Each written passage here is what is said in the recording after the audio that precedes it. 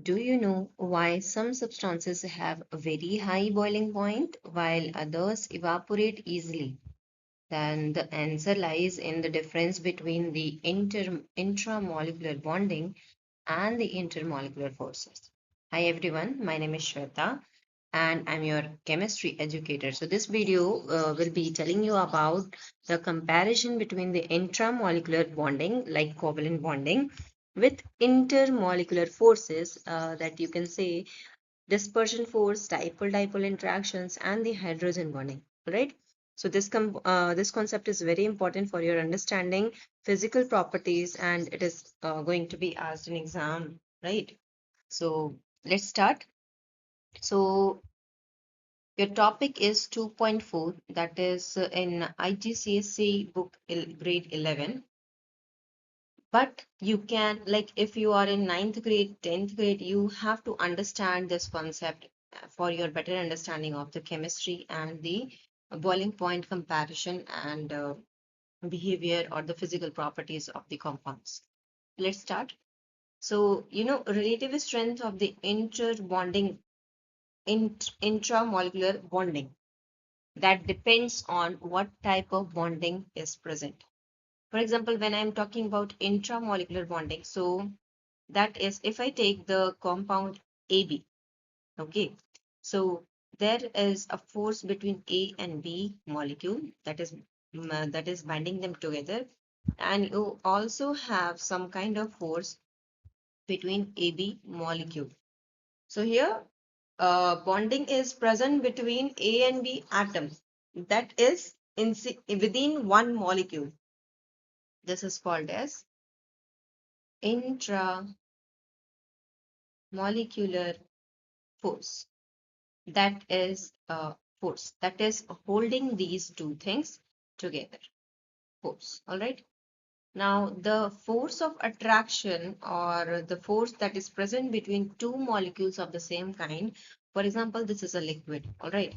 So, force that is present between these two molecules to be in a liquid state will be called as this one is called as, this force is called as intermolecular, sorry, this is intermolecular force, okay? So if I say, let's take a water molecule. If I take the example of water molecule, so in H2O, the force that is present between hydrogen and oxygen, this is intramolecular force.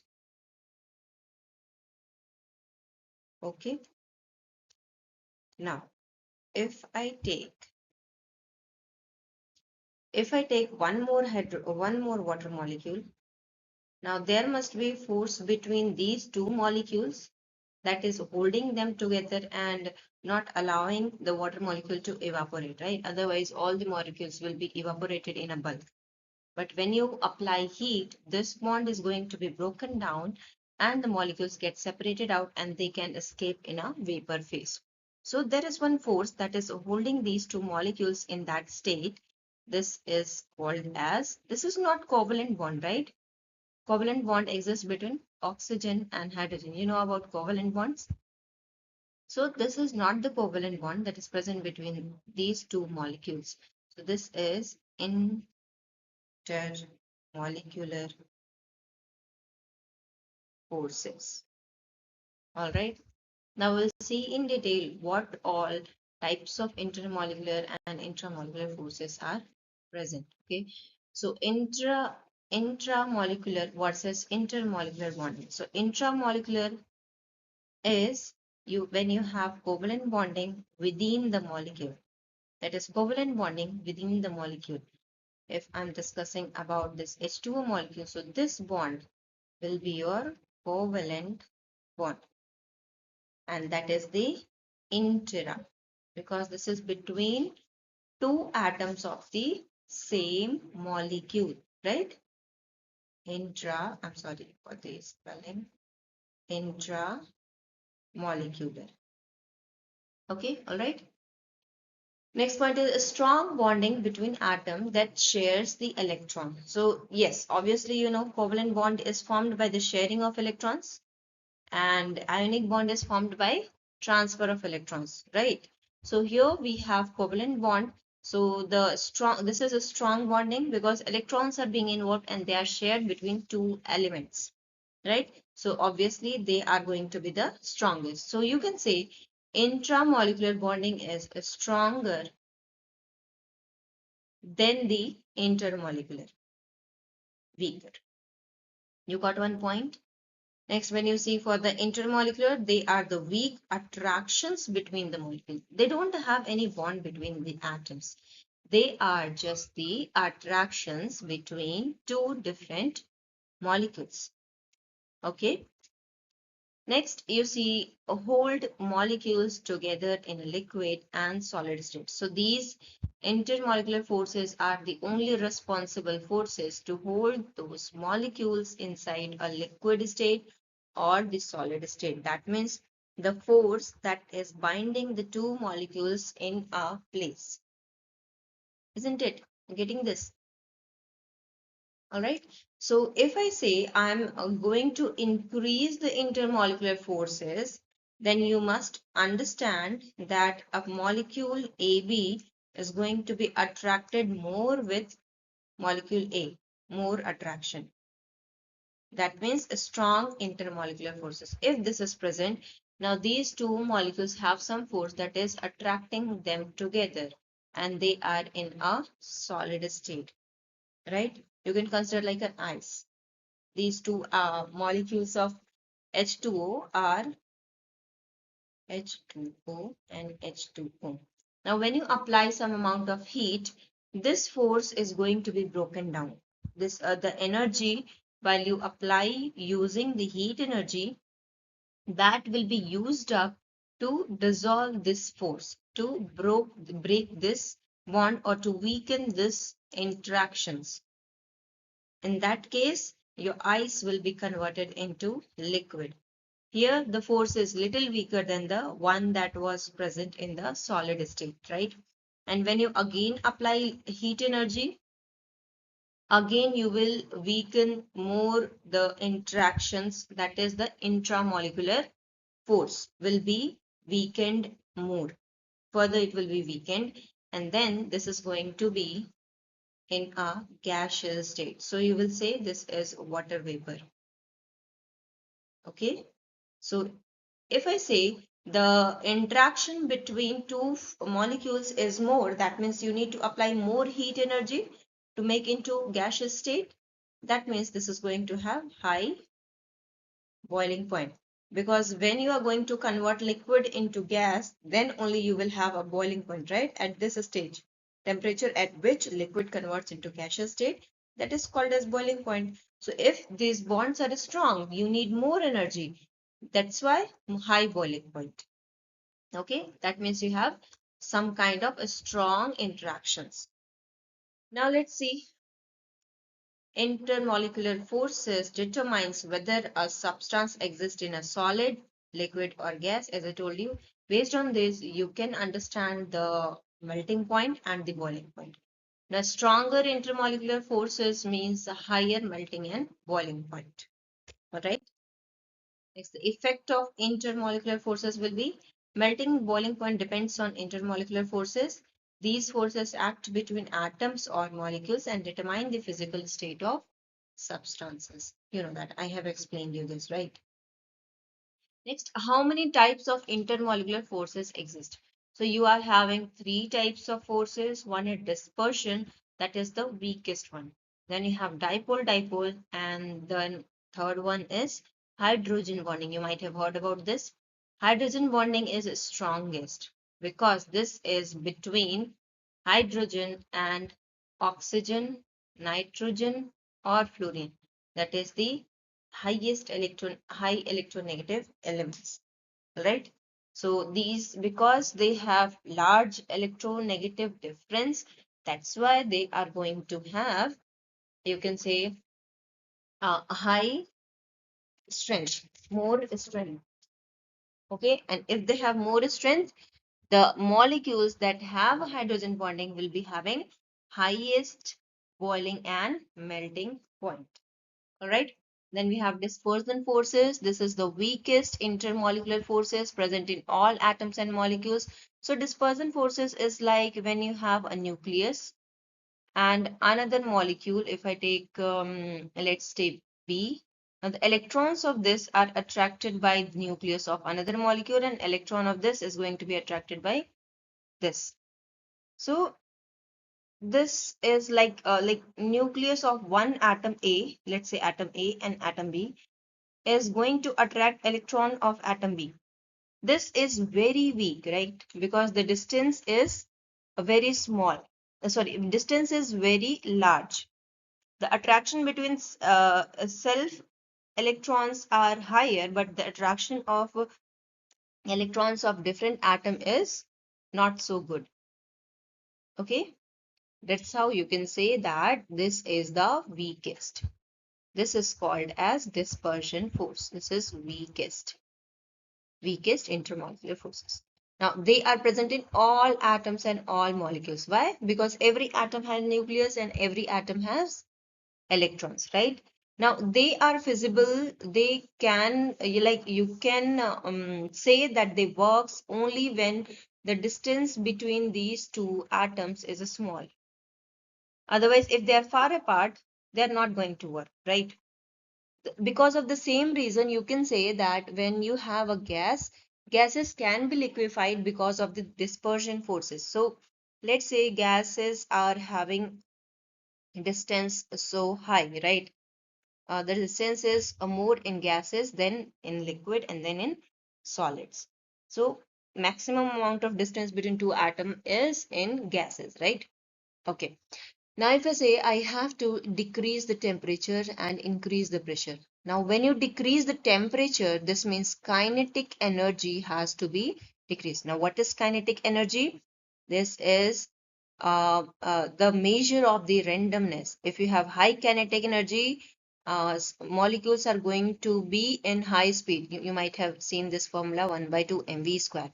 Then the velocity of the molecules, like the randomness of the molecule, like molecules if you have gases in a container, these molecules move randomly here and there, right? Okay, so gases are molecules in a gases are in a random motion. So when you are going to decrease the temperature, that leads to decrease in kinetic energy, and because of that, velocity is going to be decreased. And if velocity is increased, you can say if the speed of a molecule is decreased, the effect of dispersion forces can be observed, right? Now, because of this dispersion forces, the molecules come closer, okay? And because of that, slowly, gases can be converted into liquid because distance has been decreased. You might have studied like solid have maximum compaction, like all particles are closely arranged in solid, and in liquid, particles are little far apart, but in gases, particles having maximum distance, right? So when you decrease the temperature, particles slows down, speed slows down for the particles, and because of that, dispersion forces may act, right? And the distance between them going to be decreased, and in that way, you can convert the gas into liquid. For example, we can store oxygen gas, we can liquefy at a higher pressure and lower temperature into a liquid state. Now, this force results from the attraction between electrons and the nucleus of neighboring atom, as I have shown you in this diagram. All right. Next one is formation of instantaneous dipole. Now, what is instantaneous dipole? Instantaneous dipoles means when dipole is created at a point, like the molecule was not dipole. What is dipole first? Dipole is a molecule when it has two poles. Two poles. For example, if I take HCl, you know, hydrogen is little partially positive charge and chlorine is partially negative charge because this is having high electron negativity. So this is going to attract the electron toward itself. So this is not balanced. If you say This is the bond. So in bonding, electron must be in the center of the bond. But this is not the case because chlorine is highly electronegative. So they pull the electron towards itself. All right. And because of this, they are going to attract electron. And this is going to be having the negative charge. This is going to have positive charge. So you can say this is a dipole molecule. That means polarity is present within the molecule by themselves. All right. But if I say I have chlorine, do you see any polarity? No, because both the atoms are same. This is also electronegative. This is also electron. If this is going to attract electron itself, this is also going to attract electron toward itself. So in that case, electron will be in the center. There will not be any polarity. So in that case, there is no polarity. This is non-polar bond. You can say this is non-polar bond. But if I bring any positively charged species, let's say Na plus, if I have Na plus, now this is going to be interacted or have some attraction because, yes, because this is having electrons, right? 1, 2, 3, 4, 5, 6, 3 pairs of electrons.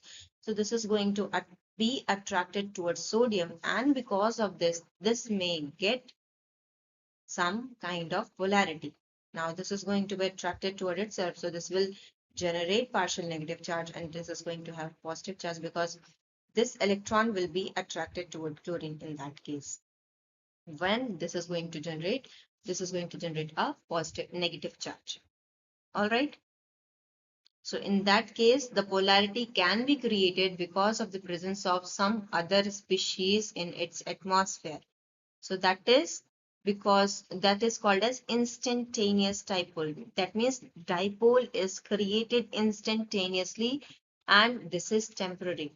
If you are removing the C, this temporary dipole can induce dipole in neighboring atoms or molecules. All right.